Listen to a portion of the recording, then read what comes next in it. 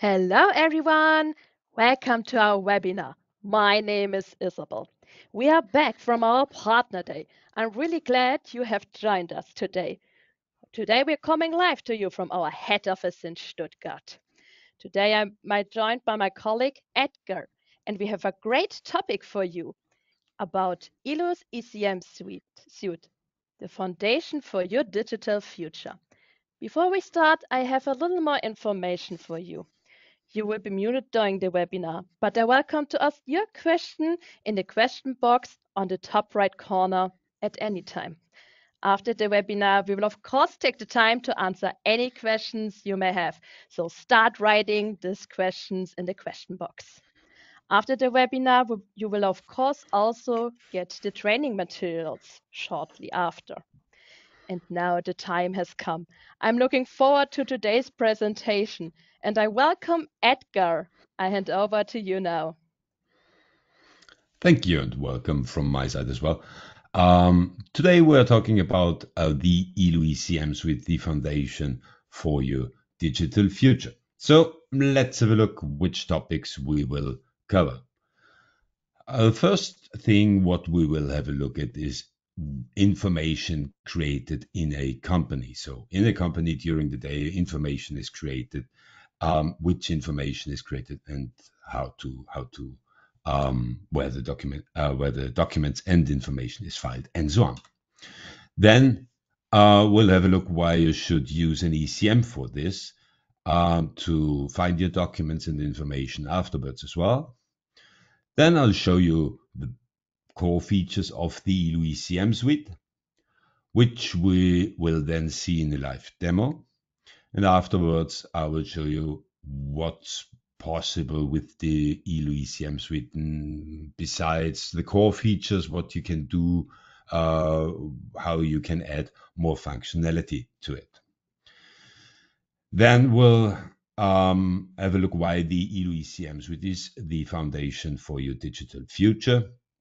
And in the end, we'll have a conclusion and time for your questions and answers. And as mentioned, if you have some questions during the webinar, just ask them in the questions box, and then we will answer them in the end.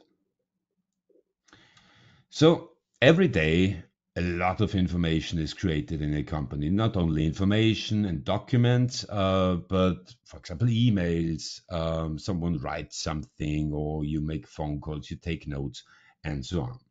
And in fact, documents and information created a year is increasing worldwide. So in 2021, we had 79 zettabytes of information and documents. And in 2025, we will have more than double, 181 zettabytes. Just in case you don't know what a zettabyte is, a zettabyte equals 1,99,511,627,776 terabytes. So that's a huge amount of information and document, which isn't honestly created in one company, but worldwide. But that's a huge amount of information. And if we wanted to store it on hard disks with 1 terabyte, which has this size, and we would make a stack of the hard disks with 1 terabyte. This would be a stack with the height of 14,000 kilometers, which equals nearly the diameter of the Earth, which I think is 12,000 something. So that's only 1 zettabyte, a stack of hard disks with 1 terabyte, which has an height of 14,000 kilometers. If we'll have a look on the 181 zettabytes, which we will create in this year, then it would reach from the Sun to Uranus. So that's a huge pile, stack of hard disks with 1 terabyte. But honestly, we don't store it in 1 terabyte hard disks, and they are all over the world. But the thing is, the information created in the company gets more and more every year. because we have emails, we have documents, we have information, we have an ERP, we have a CRM, we have everything. And the information created in the company is filed somewhere. So, for example, when we're looking for a specific information, we want to have an information on this specific order number 210377, then we may find some documents when they are filed in the traditional way. So we find an order document, we find maybe an invoice, and we find some emails, which, well, fits maybe, but how much information do we not find? Because it's filed somewhere where we don't have access to it, or someone has an email in his inbox which he or she didn't share with others. So this information we will never see because we don't have access to it, and it's not possible to access it in any way. So this we don't find when we're looking for documents on this specific order number. And in fact, employees spend 33 hours per month for searching and gathering information. So 33 hours, that's a huge amount of time, which could be used for more important things. But we can't because we have to spend the time for searching our documents for this specific order number. And 7.5% of the information and documents will never be found again because it's not stored, it gets deleted accidentally, the file is not searchable, it's not filed correctly, or we don't know where it is filed, or we don't have access to it, or whatever. So that's a huge amount. But how can we make it possible to find this information? Well, that's one of the reasons why you should use an ECM, to know where the information and the documents is filed and to have them when you need them without spending 33 hours to find it. So an ECM makes it possible to file everything in a central repository. When we have a look at the normal company, we have different departments and they file the documents in their own spaces. The sales department files it on the local notebooks. A marketing department has its own file share somewhere in the marketing department. The finance department and research and development file it on a file share in the network. And HR has a specific filing location because it's HR data and no one else should have access to it. With an ECM, you have everything in a central repository. Everyone or every department can file the documents there, and thanks to permissions, you can make sure that only a specific department has access to the data and the information and the documents which is filed there. But when you're looking for something, then you know, okay, I have to look for my documents and information in the central repository because everyone's filing the things there. We can file our documents with metadata. Metadata is something which defines the document a little bit more in detail. So when we're filing a document, then we can give it some metadata, which defines the document type. In our case, it's an order document. And then we have a short name, the date when the document is filed, the order number, the customer number, information which we need for this document. And if the document wouldn't be an order document but an invoice, then it would have other metadata.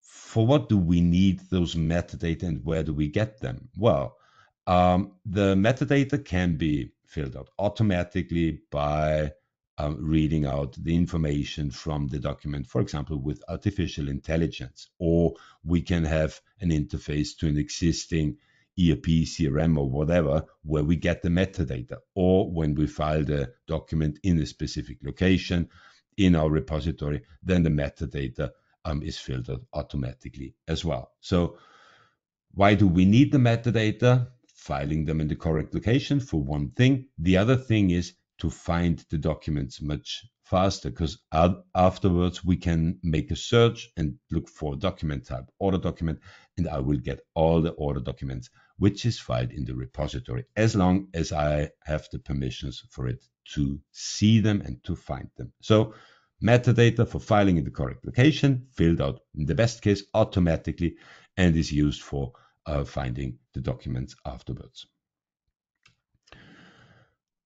You can streamline and automate processes. You can use a workflow for sending a notification to other users or groups, or to get an approval for a document with the workflow. And afterwards, you can say who has done what with the document. Did they get the notification, and did they say, okay, I read the document, or did someone approve the document for during the workflow? So the processes get done much faster because everyone has his or her task section, and then we can do our tasks, and we can say afterwards, okay, we have an approved document, we get the notification automatically, and we know where our documents are. Because when you send the document in as a paper through the company, you don't know where it is. So streamline and automate processes with the built-in workflow as well. And it's a secure filing location, because it isn't so easy to access the central repository as long as you don't have a user for this. So you need a user and user credentials, which we normally use the Windows credentials or the existing credentials in the company, and then you can access the repository. And if you don't have it, then you can't access it. And so it's a secure filing location for your documents and your information. When you're not allowed to access the repository, then you can't. So those are some reasons why you should use an ECM. And well, when we'll have a look to the ELO ECM Suite, then yes, we can do all those things with the ELO ECM Suite. You can capture documents and information. You can file them in a central repository. You can search and retrieve the documents without spending 33 hours for this. You can streamline and automate the processes. You can simplify collaboration through the document feed, which we will see afterwards. It's a secure filing location, and you can automate the tasks and processing. So you can, for example, create a rule when a specific document type is filed, then you can start the task for this. Or you can process the document with other tools. For example, you can share it in different formats as well. So you can do many things with the core features of the ELO ECM Suite. That's everything, core features, what you can see here. And well, how it works, we will have a look on right now. So this is our environment here, and we have different clients to access to the repository. We have our rich client, we have a web client, and we have a desktop client, and we have some other clients as well that you are able to access the repository. Every client looks pretty the same. So when we'll have a look on our rich client, then you can see the start screen where you are brought to when you start up your client. And on the left, we have our tiles for the different sections and functions of our repository. For example, this is our repository itself. This is when you're looking for some documents, and the task section is when you receive a task from a workflow. To access the repository, you just click on the tile, or to access a function, you just click on the tile and then you get brought there. And here you see the My ELO section, which gives you the news, what has happened to my documents, or did I get mentioned in a document feed or something else. Or you can access the most recently used documents here with the list. So that's the start screen. And if we want to access the repository, we click on the tile for the repository, and then we're brought to our structure. The documents and information is filed in a structured way. So we have folders in here, and somewhere there should be a document in the folder structure. For example, this document, the project initiation for the project ECME LLC. And then we can preview the document in the client itself. And that's the preview of the PDF in this case. And then we can go through the document. And on the right side, we see the document feed, which is filled out automatically. In this case, Charlotte Bennett has filed a new document. This is version 1 on January 15th this year. And we could leave a comment in here, or we could create the post by ourselves as well. For example, we can ask a question by mentioning Charlotte Bennett.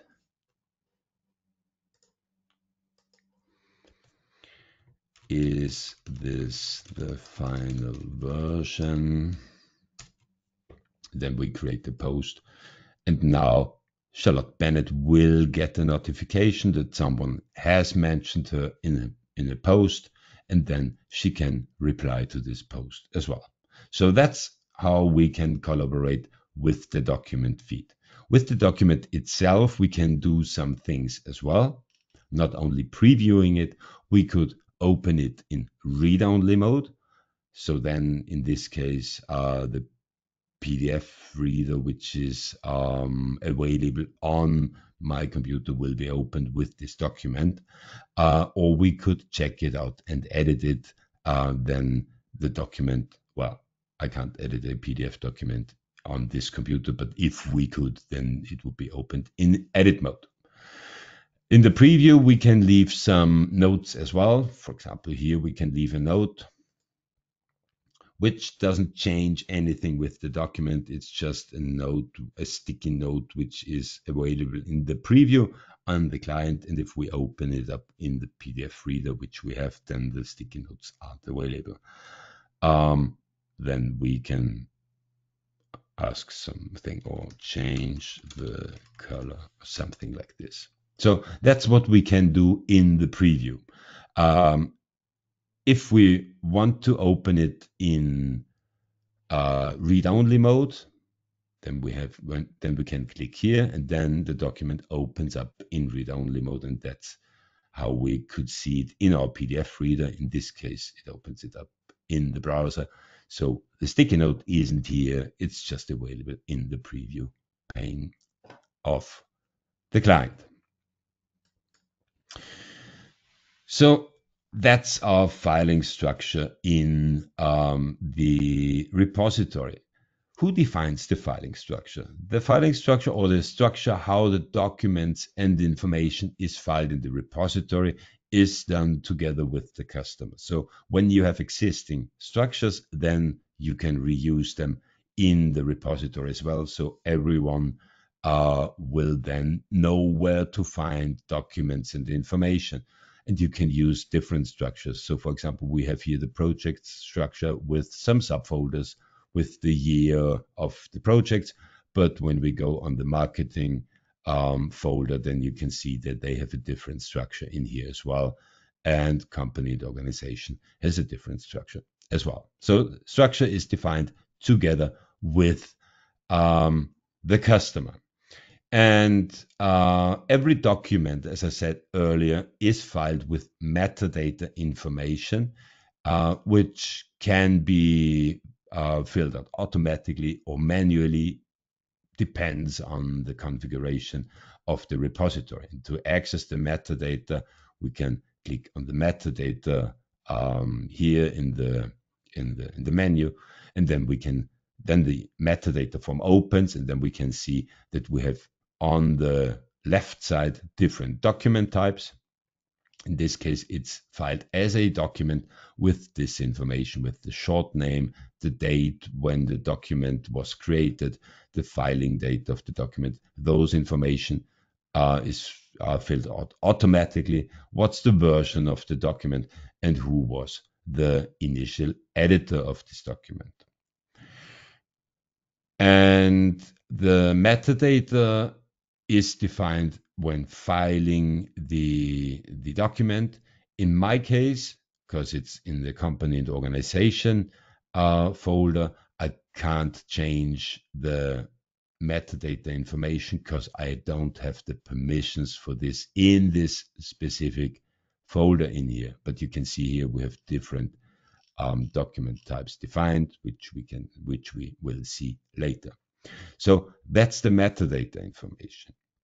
In this case, with this metadata information, I think no one has filled out something because the short name is normally the file name. This date is filled out automatically, and this date is filled out automatically as well. And honestly, it fits because when filing a document like this, it's a PDF, then my environment is configured like this. Every document which is filed in the repository is analyzed with an OCR, and then you have the full text information available for the search as well. So no need to fill out so much metadata because you have the full text information in here as well. So that's the repository structure of our of the ELO ECM suite. When we want to find a document where we don't know where it is filed, so somewhere in the repository, then we can use the search for this as well. So let's say I'm looking for a document which is necessary for the project ECME LLC. Then I go to the search tile. That's the search in the ELO ECM suite. Well, pretty easy. You have a field where you can enter your search term, and then we can type in project ECME LLC, for example. And then I click on refresh search, and then it starts searching my documents, and I get the result of 3 documents. In this case, it's an Excel, but that's not the thing what I'm looking for. That's another Excel. I'm looking for this PDF. If you have a result which is more than 3, then you can set more filters. For example, we could set the entry type. Well, let's say it's a PDF, then we only will get the PDF. We can set a filter for the date when I know the exact date, or when I know, well, this document has to be filed the last 10 days, 30 days, 3 months, or something. Or we know the range when the document is filed, then we can define it here as well as a filter. We can say who has filed the document, and we can set the filter for the metadata form as well. So that's how the search works. And when we want to know where the document is located, then we can make a right click on this, and then we can say go to, and then we will brought to the document in the repository. So that's how the search works, with a search term, with different filters, and with the possibility to be brought to the correct location in the repository. The thing is, when you're not allowed to see something, so we can set permissions on folders and documents, sure. And when you're not allowed to see something, then you won't find it in the search. So I don't have, if I wouldn't have permissions for this document, then I wouldn't find it. So that's the search. Now we'll have a look on how to file the documents in the repository. So let's say we have created a Word document and we want to file it in the repository.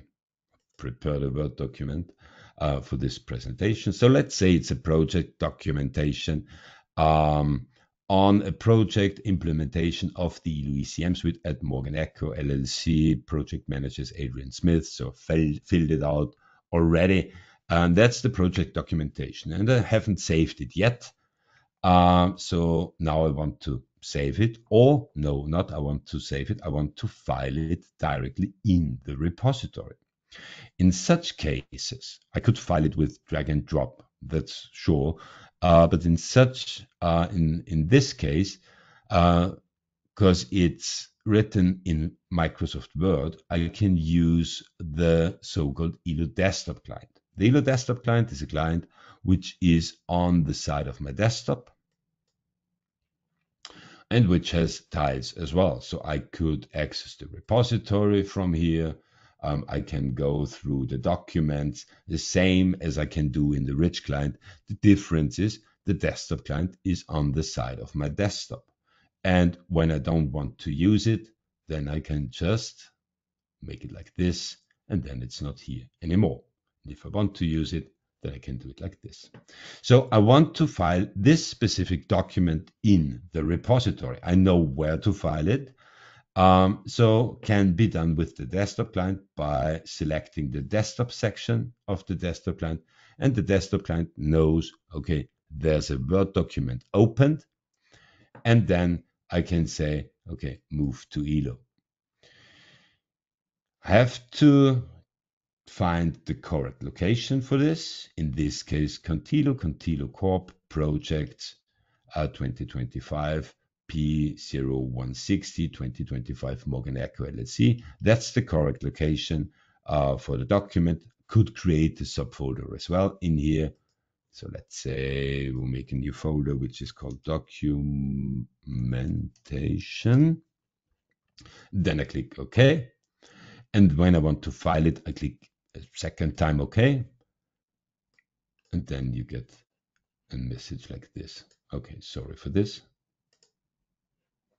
So, and then the metadata form opens. Metadata form describes the document a little bit more in detail. So we want to file it as a document, and we give it a short name, project documentation Morgan Echo LLC.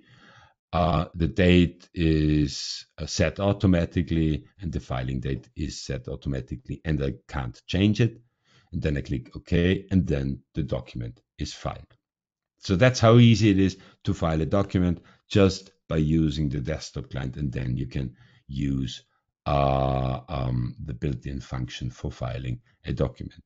And how can I know that the document is filed? Now we see the document feed. And you see that the document was filed a few seconds ago by Jessica Davis, and it's version 1. Now I can close my document, and then it's filed there. But I want to I want Sean Roberts to review the document, so I can send him a message in the document feed and add a comment. Please review the document I created. Then I say create, and then Sean Roberts will receive a notification that he was mentioned in the document feed, which we can see in his client. Go back to Sean Roberts to refresh this. No, it's Adrian Smith. I'm the wrong user. Sorry. Change it. Adrian Smith. Can happen. Please review document. So you should know the users who should review the documents, but no worries, we can create more posts. So when we now reload the page, then we can see Jessica Davis has mentioned me in the document feed. And if I want to get to the document, I don't have to search. I don't have to go through the filing structure. No, I can just click on the document name, and then we can see in the preview the project documentation. That's one thing. Another thing, what we can do, we can start a workflow with this document. We can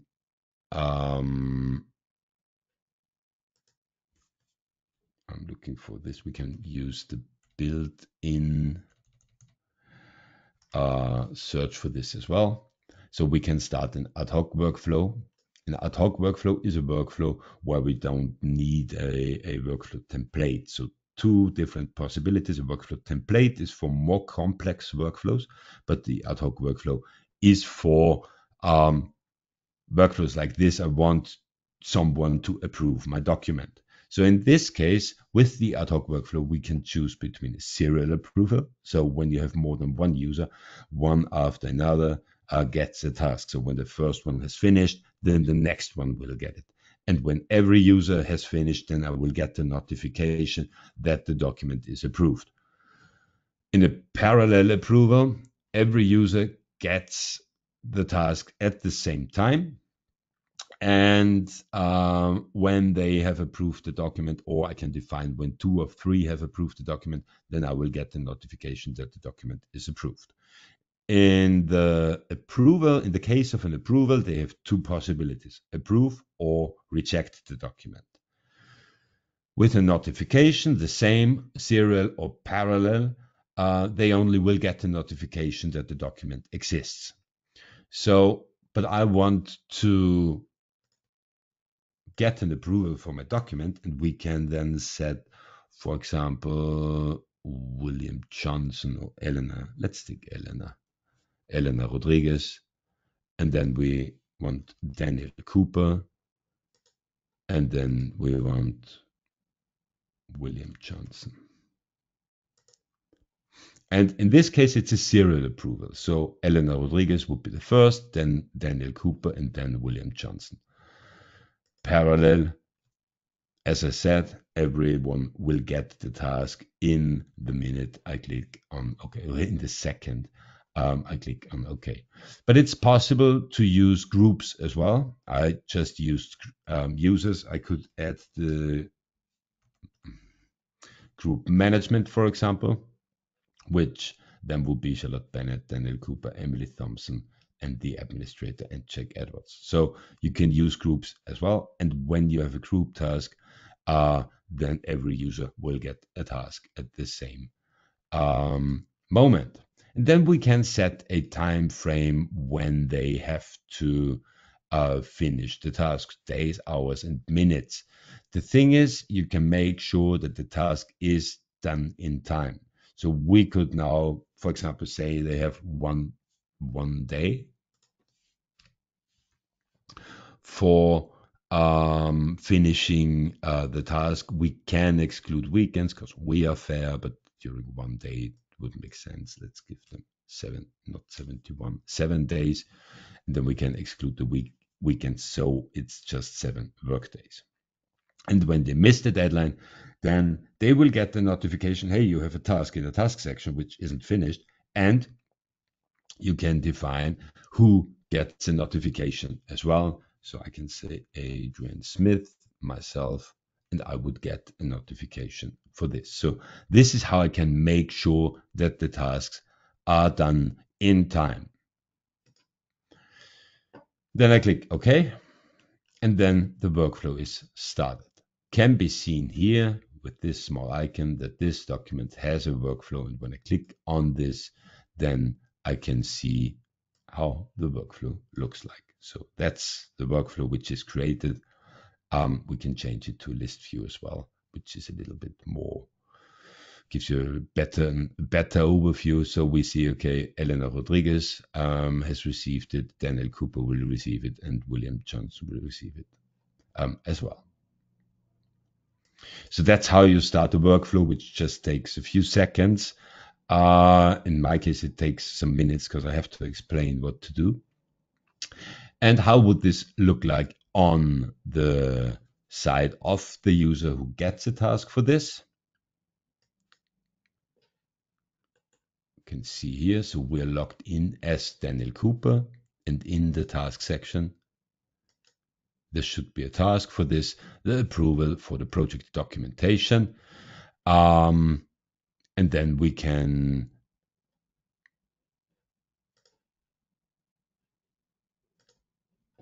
approve or reject the document. We should preview it in the first part, but that's the possibilities we have during an approval process.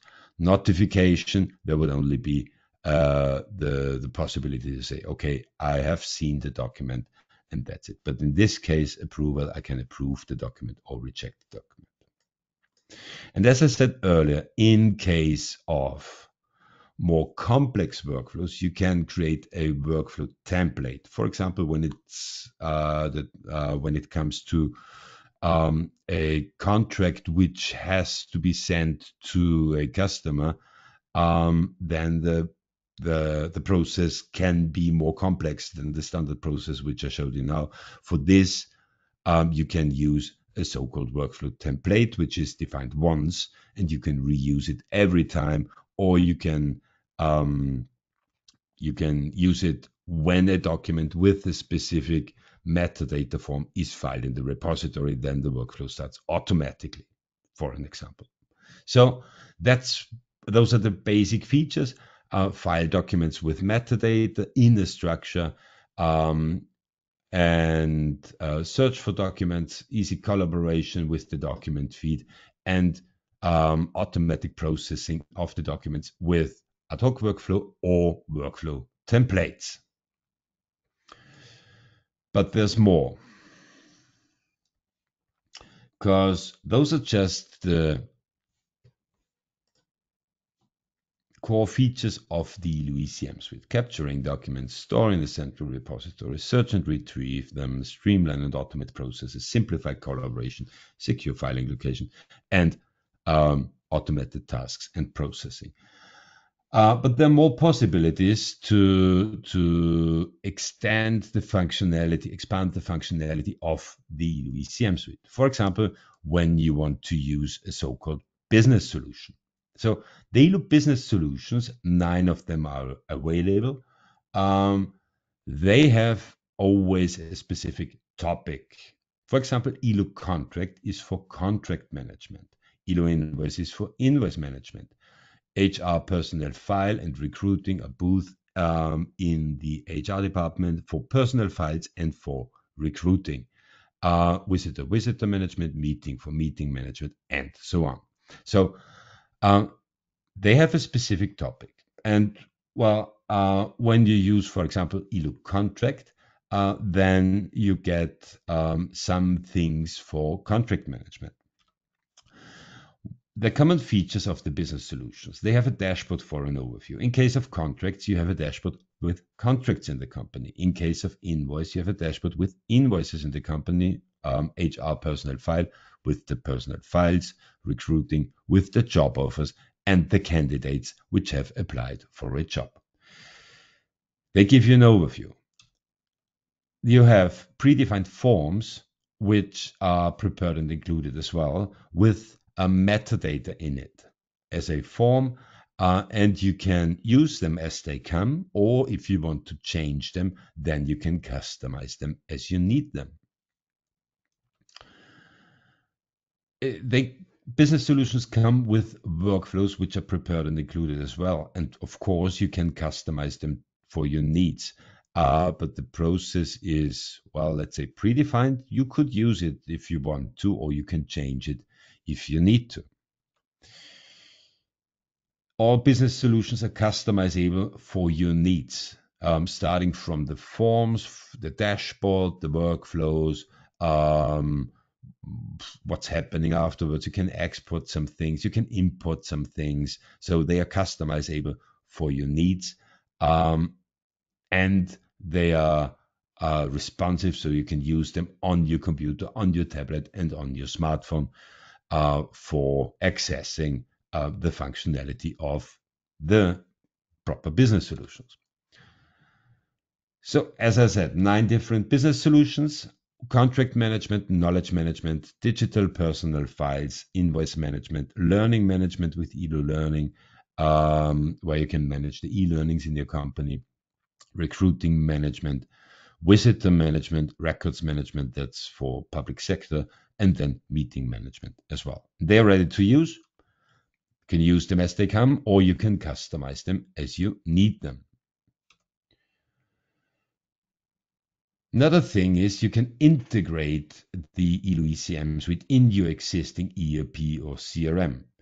So, for example, when you have an ERP in your company, like Microsoft Business Central or something, or SAP, then you can integrate ECM functionality in your ERP. It would look like this. You have a pane or something where you then have access to the documents related to the object which you have opened in your ERP, in your CRM, when it's a customer when you're looking at the customer's data, then you can see all the documents related to this customer, for example. And that's integration in your ERP or CRM. You don't have to leave the application because it's in there and you can access it directly from your application. And there are some integrations available in standard, so either for SharePoint, for example, or Business Central, ABAS, ERP, SAP Business One, SAP, SAP Cloud, either for Salesforce, either for SmartWe, or an individual integration. The amount of ERP or CRM systems we support gets bigger and bigger, so it grows and grows. And when you have an individual application, then we can integrate it as well. So that's integration to access the documents related to the object which you have opened in your application directly from your application. You can use the ELO ECM Suite in combination with artificial intelligence. For example, when it comes to invoices, to analyze the invoice. Is it an invoice? Do we have an order for this or something like this? Or you can use it for a contract as well. Would work like this. You file a document in the repository, and then the process starts automatically, scans the document for the information, and then the document is classified as, in my example, a contract, for example, and then the information is filtered automatically. Marketing department is responsible for this contract, and the start date would be the 1st of May 2024. So artificial intelligence helps you to not only classify the document, but fill in some metadata information, and then maybe start a workflow or do some other stuff which is necessary for, in my case, a contract. So that's the ELO ECM Suite, the foundation for your digital future. You can use the core features, as we saw in the live demo, of filing a document, store them in the central repository, streamline and automate processes, search and retrieve the documents, and save 33 hours a month, manage documents and information, and simplify the collaboration by using the document feed. But there's more. You can use it in combination with a business solution or more business solutions. You can use it with an integration in your ERP, in your CRM. You can use it cloud or on premise.